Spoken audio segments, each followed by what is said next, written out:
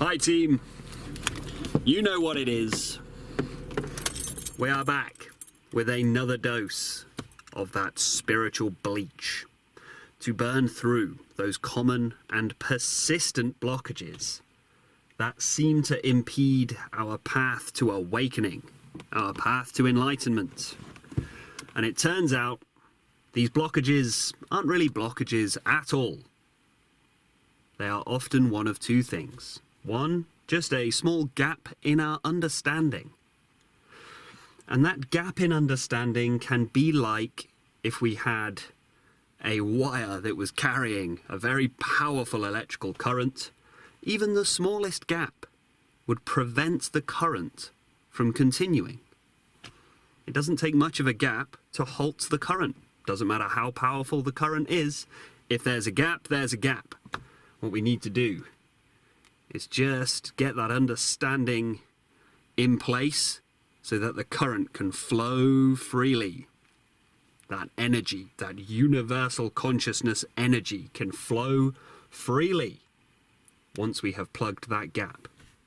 Or sometimes it's a veil, a very small, sometimes almost molecule thin veil that the mind simply creates as an obscuration, as a little diversion, an intellectual diversion tactic, and creates all kinds of plays and shadows in the mind.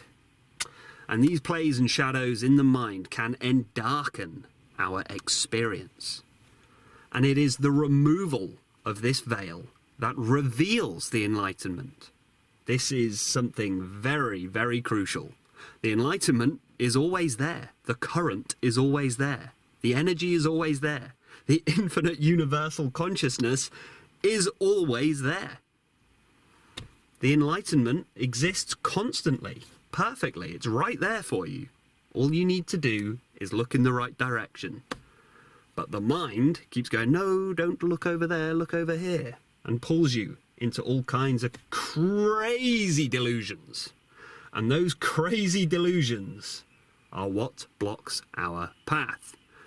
Today's episode. There are no other people. Now that is a big statement, I know.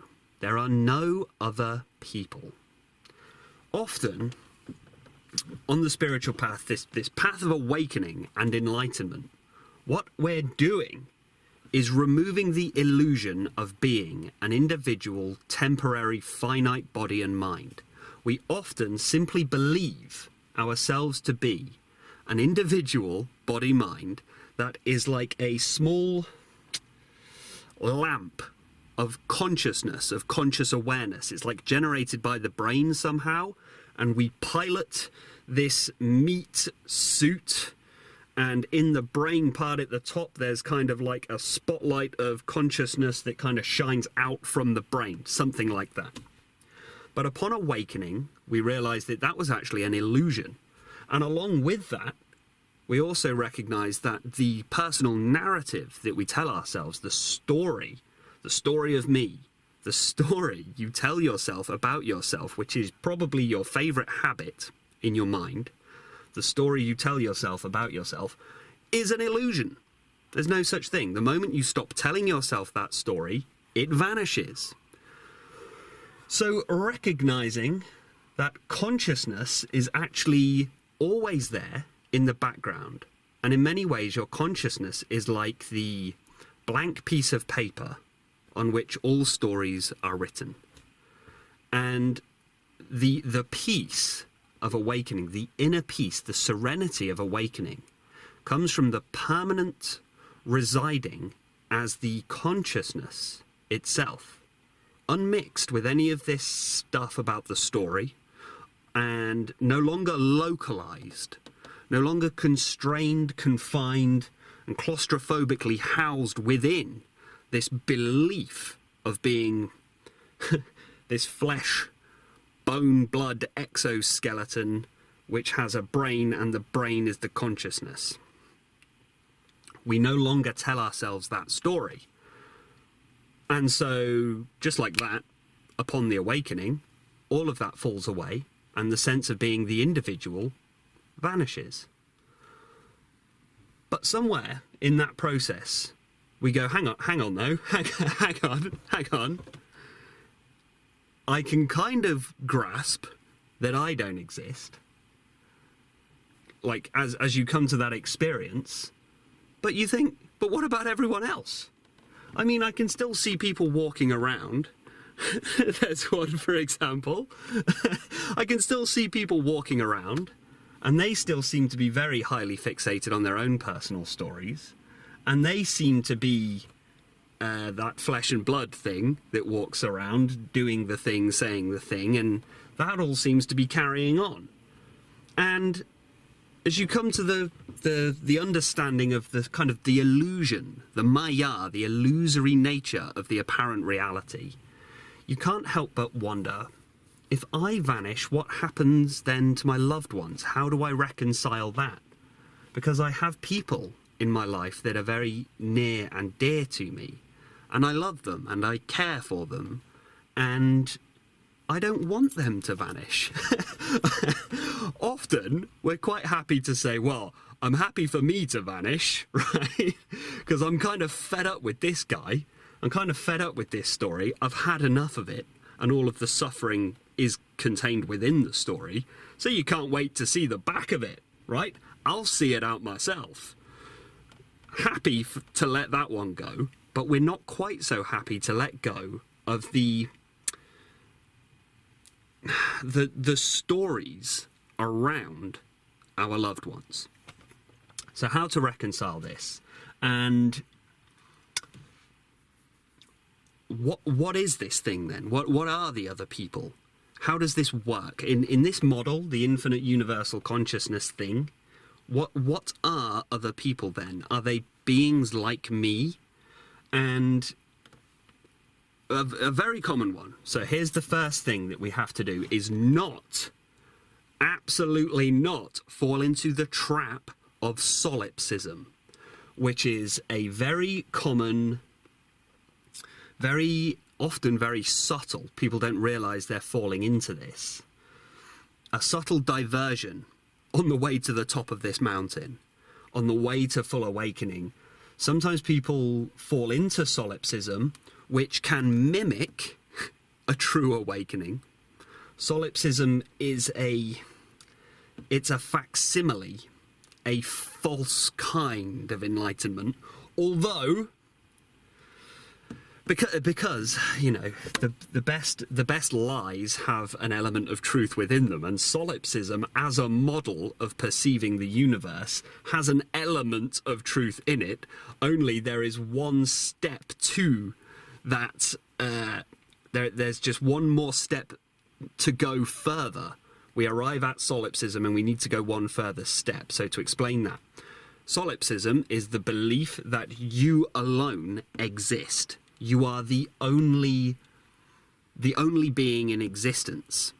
But often in solipsism, it's the sense that you are still the individual body-mind with your personal narrative, and that personal narrative is the only personal narrative that exists.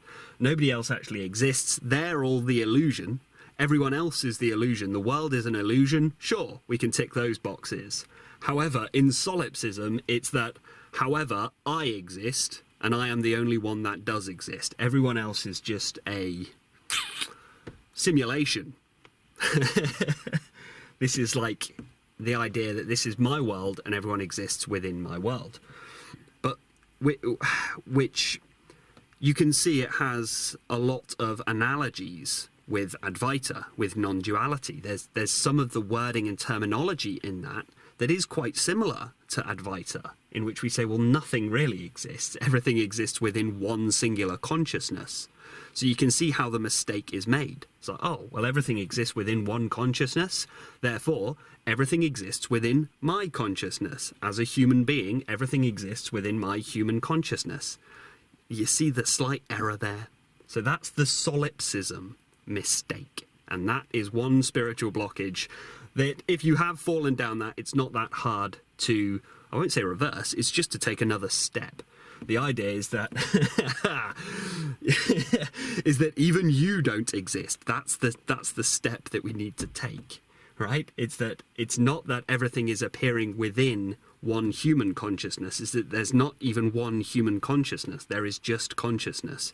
It just so happens to be taking the form of what appears to be a single person at this time. So, one step on from solipsism, we actually get very, very close to the full, true awakening. Solipsism's quite powerful in itself, and I can see why people get stuck there. It's just that ultimately that will result in suffering too, because I imagine that's quite a lonely place to exist in a solipsistic universe. As the old joke goes, is it getting solipsistic in here, or is it just me? So solipsism is out, unfortunately. That's too easy. We need to do a bit more work than solipsism. So, what are other people? And in the infinite universal consciousness model, how do we reconcile the fact that we can see other people moving about? And what are they? Well, do they exist? Well, they exist in the same way that you exist. Pretty much as simply as that. Which is to say, there is consciousness there, only consciousness has made the mistake of believing itself to be located within that individual body, mind. I don't really know how much more simply to put it than that. That really is, that's pretty much it. But often that's not satisfying enough for the spiritual seeker or for the spiritual path. We want something a bit more solid. So, let me do something right here that I simply should not do, which is start to mix metaphors. I love a metaphor, as you well know. So, let's just come to this understanding first. And I will use a metaphor that I have used before, which is of the dodgems, or the bumper cars. We often say bumper cars here in the UK. I think it's dodgems in America. Whatever. You know the old fairground ride. There's all of these apparent individual vehicles that are moving about on a platform. And because they're all moving about on a platform, seemingly individual, seemingly independent from each other, we would be mistaken for believing, we would be forgiven for making the mistake of believing that each vehicle has its own power source. Why? Because they're all seemingly acting independently. But if you look up, you can see that each individual vehicle is actually connected to the ceiling, and it is the ceiling that is one singular power source that powers all the apparent individual vehicles. So it's all one unit. It's just from the outside perspective looking in, it appears as though this is a multiplicity of power sources. Now that in itself is quite powerful. We could go into that and understand, right, so in this analogy, I am one of those dodgems. I am one of those vehicles. And naturally, as one of those, if one of those vehicles, let's say one of those dodgems, had the faculty of being able to perceive, let's say that vehicle will anthropomorphize that vehicle slightly and give it senses, give it eyes and ears and all of that malarkey, give it the ability to sense, which this is kind of a horrific dystopian kind of, let's put an AI in each vehicle and give it the ability to sense, right? And its entire existence is going to be trying to crash into or avoid the other vehicles. This analogy is getting more and more accurate by the second, because that is kind of how we all interact with each other. We're either trying to crash into each other, one way or another, or avoid each other, right? So, because each vehicle believes itself to be individual, it's going to... It believes itself to be individual by nature of the game that it's playing. That is why it's going to end up believing itself to be separate from the other vehicles, because that is the game that it plays. It has to. It has to believe it's separate. If it knew it was a game, if it knew they were all connected to the same source, it would no longer play the game. It would say, this is silly, this is ridiculous. There are no other vehicles to crash into. We're all part of the same whole. We're all part of the same whole. And that is the pointing that will resolve this problem of other people. What are they then? If I don't exist, why do other people still seem to exist? It's because we're all part of the same whole. Only we have forgotten, we have become separated from the root and ground of being, like the dodgem that forgets it's plugged into the roof.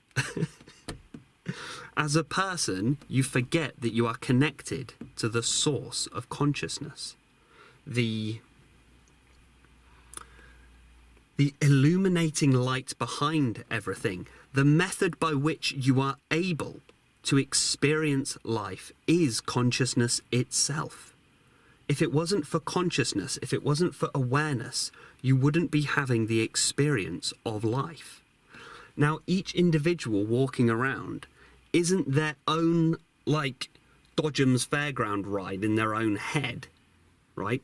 Each of us walking around is the individual Dodgem. Now, that awareness of life, that consciousness, the awareness of experience that you have, that you're having right now listening to this, you must be aware of the words that I'm speaking. You're aware of the sight of seeing the screen. You are aware of all of your sense perceptions, sight, sound, touch, taste, scent. You are aware of your bodily sensations. And you believe all of those things to be separate. But what is the one thing that ties all of the above together? The consciousness that is aware of all of those things. Now, what if the consciousness that is aware of all of the apparent multiplicity of things within your own experience is the same consciousness by which other people experience their own multiplicity of experience and senses? To illustrate that a little further, take, for example, something you can see, and just look away from the screen for a second. Just pick anything and just observe that you can see. And also go to the sensations that are in your foot right now. So you have the sight and the sensation in your foot. And those two things feel very separate. They're very different. Sight and sensation are two very different things. But both are experienced. You are consciously aware of both of those things. So it is the conscious awareness that unifies those two experiences. The experience of what you can see with your sight and the experience of the felt sense of the body. It is consciousness that is the unifying factor in those two things. So consciousness is also the unifying factor when it comes to the apparent differentiation of a multiplicity of individuals, supposedly billions of them.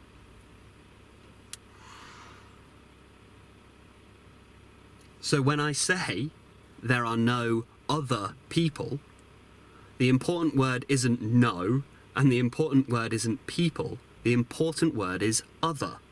There are no other people.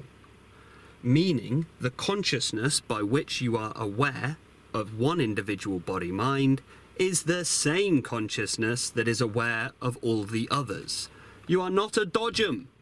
You are the roof. You are the roof and the platform and all of the Dodgems. You are the fairground ride. There is no other. All is one. All is connected to the same source.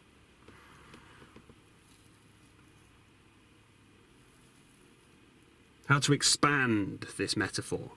Let us remove the Dodgems thing, okay? And I said, I'm going to mix my metaphors, so I do apologize because I know you're not really supposed to, okay? I know you're not really supposed to because it confuses the student. But I trust you all. I think you're all very highly intelligent people and you can handle more than one metaphor at a time. So let's take the Dodgems thing. We'll take that and put that on the shelf, leave that to one side for a second. We're going to come to another metaphor right here. We're going to use the body, the human body, as a metaphor. And what this is going to do is start tying together the concept that all is one.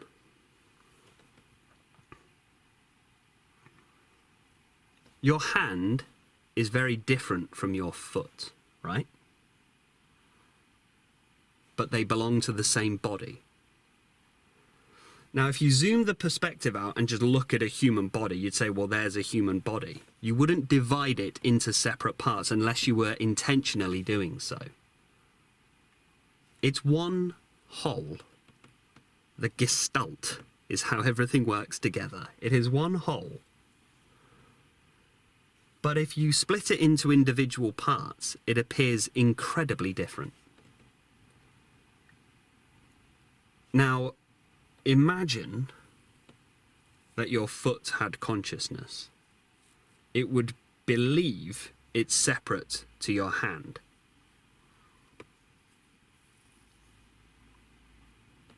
If your foot had senses, if it had its own individual senses and believed itself, I am a foot, and then it saw what the hand does, the foot would say, I could not be more different from that hand. That hand is obviously separate to me by virtue of the fact that we're clearly separate. There's something common between the two of us. We see people in exactly the same way. When you see people walking around, you think, well, we all walk the same earth. We all breathe the same air. We all seem to be made of the same stuff. We all eat the same food, right? But for some reason, we can't go that extra step and say, and therefore we must all be part of the same organism.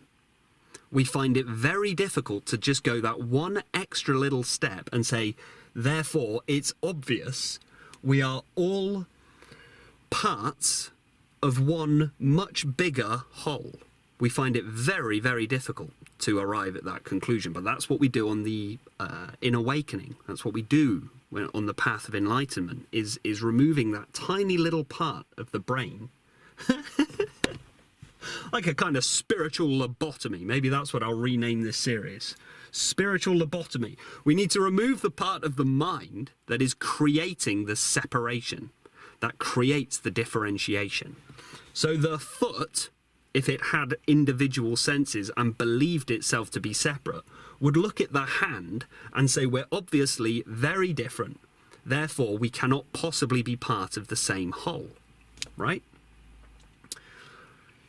But if you take your experience of being an individual human being and recognize that the mistake that we make is exactly the mistake that the foot is making, you do your own function perfectly. You function as your individual body and mind. You've got no problem doing that. It's fairly easy, right? It's just that in the process of doing that, you become so fixated on that individual function that you lose sight of the fact you are connected to a much broader organism.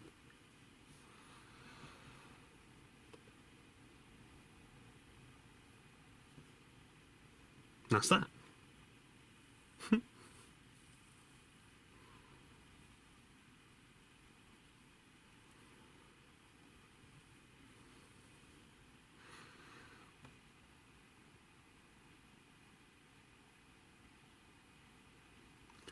Have you ever seen those videos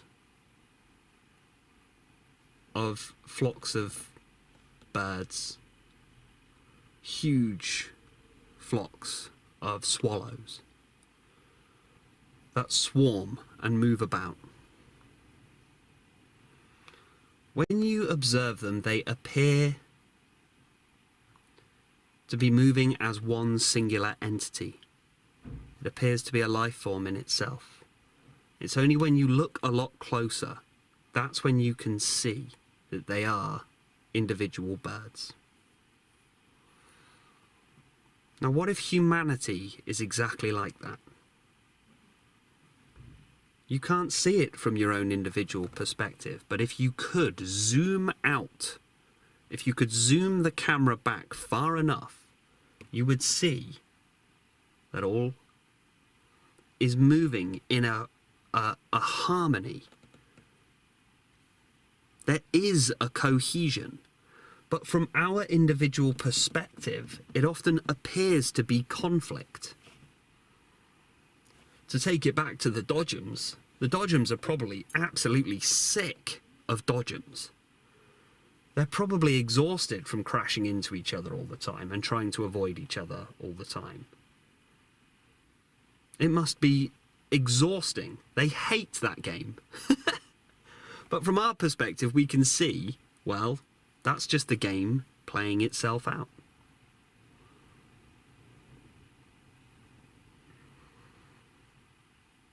So what's the crucial thing here?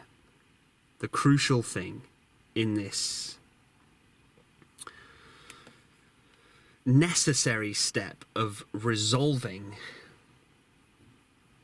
how do we then interact with people? If I myself have vanished, is there any sense anymore in interacting with other people? Well, firstly, you'll notice that as your own ego, as you drop your story about yourself, you also no longer tell yourself a story about other people. You just observe them as they are. You just observe this is just them, right?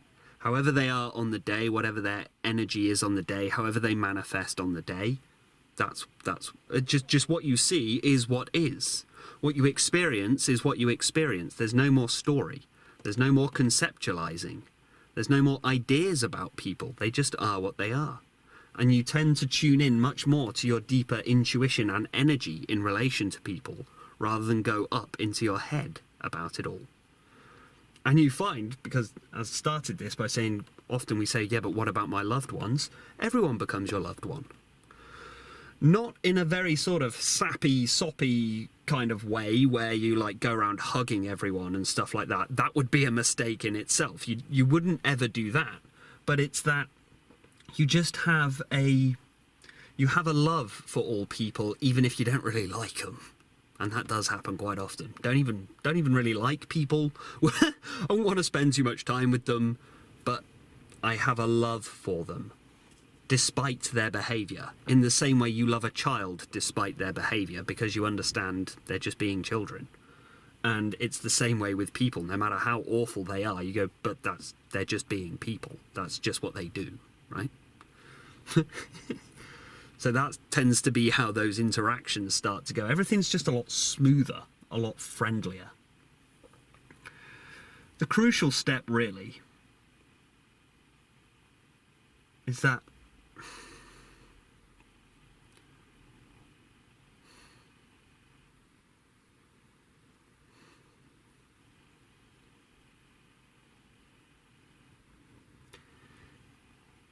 if the other people haven't vanished for you yet, then you haven't vanished fully yourself. That is what happens when, because it's all about object-subject relationship. Without object, there can be no subject. Without subject, there can be no object. So if we remove either link in that equation, both vanish. So if you're still pondering about the other people, well, you haven't fully resolved your own ego yet. You haven't fully realized your true self. Not quite yet. So don't worry so much about other people.